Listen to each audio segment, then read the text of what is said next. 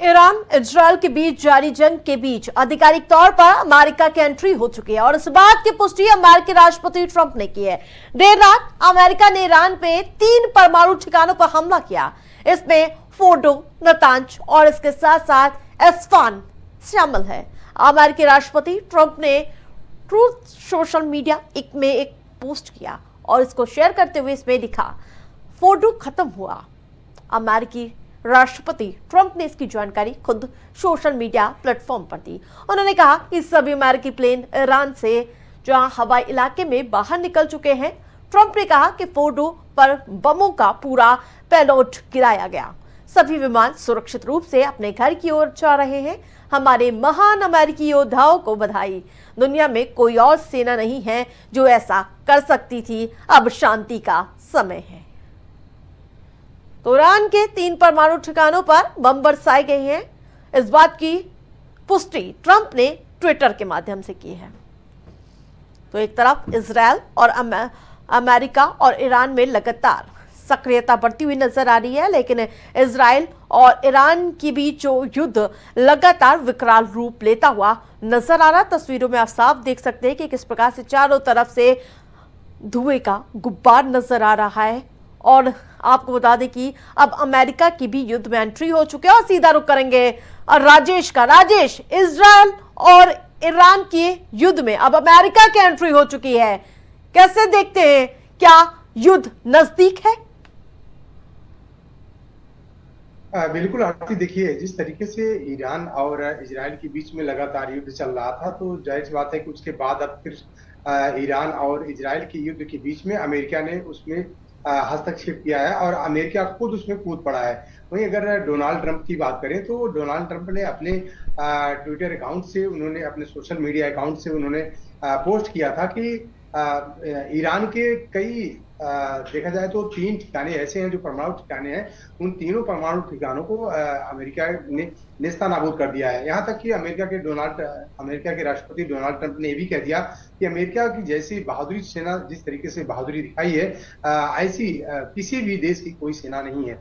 जाहिर सी बात है कि अमेरिका लगातार देखा जाए तो अब जो है ईरान को बिल्कुल पूरी तरीके से नेस्तनाबूद करने के फिराक में है। वहीं 3 परमाणु ठिकानों पर हमला किया। बिल्कुल, लेकिन राजेश, बड़ा सवाल ये खड़ा होता हुआ नजर आ रहा है क्योंकि अमेरिका लगातार युद्ध में आखिरकार रुचि क्यों दिखाता हुआ नजर आ रहा है? देखिए आरती, ईरान जो है अमेरिका का पहले से दुश्मन है। दूसरी चीज आपको बता दें कि अमेरिका ने जिस तरीके से दावा किया है कि अमेरिकी सेना ने ईरान के 3 परमाणु ठिकानों को नेस्तनाबूद कर दिया, तो वहीं अगर ईरान की बात करें तो ईरान ने भी बताया है कि ईरान का भी बयान आया है। ईरान का बयान आया है कि जो परमाणु ठिकाने की बात कर रहा है अमेरिका, उन परमाणु ठिकानों की से अभी जो है यूरेनियम था वो पहले से ही वहां से निकाल लिया गया और सुरक्षित जगह पे रखा गया है। लेकिन सबसे बड़ी बात यह है कि जो रेडिएशन की अगर बात किया जाए तो रेडिएशन के लीक की अभी कोई भी खबर, कोई पुष्टि ईरान ने नहीं किया है। वहीं अगर बात करें सऊदी अरब की, सऊदी अरब ईरान का पड़ोसी देश है। सऊदी अरब ने भी इसकी अभी देखा जाए तो रेडिएशन की लीक की अभी कोई भी पुष्टि नहीं किया है। और साथ ही साथ आपको बता दें कि लेकिन अमेरिका ने जिस तरीके से दावा किया है कि हमारे सैनिकों ने, हमारे जंगी जहाजों ने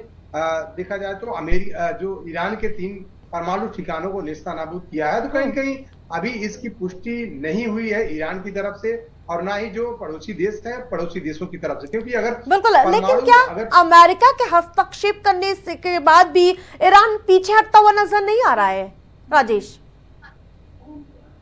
बिल्कुल आरती, देखिए जिस तरीके से ईरान के ऊपर अमेरिका ने हमला किया, अटैक किया है, तो कहीं कहीं बिल्कुल अब देखा जाए तो कहीं कहीं तीसरे सबसे बड़े विश्व युद्ध के लिए चुनौती दे रहा है। अगर विश्व युद्ध, अब देखिए अब इसके बाद अगर रूस भी इसमें दखलंदाजी करता है, क्योंकि रूस अगर देखा जाए तो जो ईरान है, ईरान भारत का भी मित्र है और वहीं अगर रूस की बात करें तो रूस का भी है।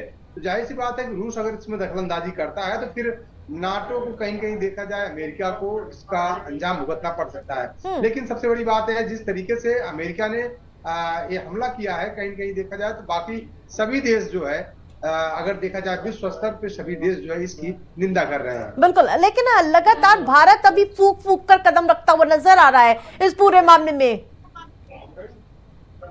बिल्कुल आरती, देखिए भारत इसमें दखलंदाजी पहले से ही कर रहा था, क्योंकि जिस समय G7 जो समिट हुई थी, G7 समिट में भी भारत ने इस मुद्दे को उठाया था कि इजराइल और ईरान के बीच में जो है शांति समझौता बरकरार रहना चाहिए और होना चाहिए युद्ध की जगह पे। लेकिन फिर भी दोनों देशों में युद्ध जारी है। और दूसरी चीज आपको बता दें कि ईरान अगर देखा जाए तो ईरान भारत का भी मित्र है, और ईरान से अगर देखा जाए तो कच्चा तेल का आयात भारत के लिए होता है। तो जाहिर सी बात है कि अगर ईरान के ऊपर अगर अमेरिका का कब्जा होगा, अगर अमेरिका का दबदबा होगा, तो जाहिर सी बात है कि जो कच्चा तेल आज हम कम रेट में खरीद रहे हैं, तो जाहिर सी बात है कि उसी को हमें अधिक रेट में खरीदना होगा। लेकिन अभी हम कल तक की ये जानकारी सामने आ रही थी कि रूस मध्यस्थता के लिए तैयार हो चुका था, लेकिन उन सब के बीच अमेरिका का इस तरह से अटैक कर देना, क्या उकसावे भरी कार्रवाई माने इसे? बिल्कुल, देखिए आपको बता दूं कि रूस मध्यस्थता के लिए तैयार था, लेकिन सबसे बड़ी बात है कि अमेरिका ने जिस तरीके से इसमें दखलंदाजी किया है दोनों देशों के युद्ध के बीच में, तो जाहिर सी बात है कि अब इसको लेकर देखा जाए तो रूस भी देखा जाए तो इसके खिलाफ होगा। वहीं अगर बात करें पूरे वर्ल्ड में सभी देश लगभग अगर देखा जाए तो इसके खिलाफ होंगे, क्योंकि जिस तरीके से दोनों देशों को युद्ध के बीच में युद्ध चल रहा था, और उसके बाद अमेरिका उसमें दखलंदाजी होती है, उसके बाद अमेरिका अटैक करता है। ये डोनाल्ड ट्रंप ने कहा, अमेरिका के राष्ट्रपति ने कहा है कि उन्होंने ईरान के 2 से 3 परमाणु केंद्रों को नष्ट किया है। तो लेकिन सबसे बड़ी बात है कि जिस तरीके से अमेरिका की दखलंदाजी कहीं कहीं से देखा जाए, रूस के साथ साथ बाकी भी देश इससे नाराज हैं। और दूसरी चीज आप बता दें, क्योंकि बाकी देशों को भी अगर देखा जाए तो बाकी देश मुझे लगता है कि फिर ईरान का भी साथ इसमें दे सकते हैं। ठीक है, तमाम अपडेट के लिए धन्यवाद आपका राजेश। तो ईरान के 3 परमाणु ठिकानों पर दावा किया गया है बम बरसाने का, फोर्डो, नतांज और एस्फान। हर शहर प्राइम रिपोर्टर में मेरे साथ फिलहाल इतना ही। देखते रहे प्राइम टीवी।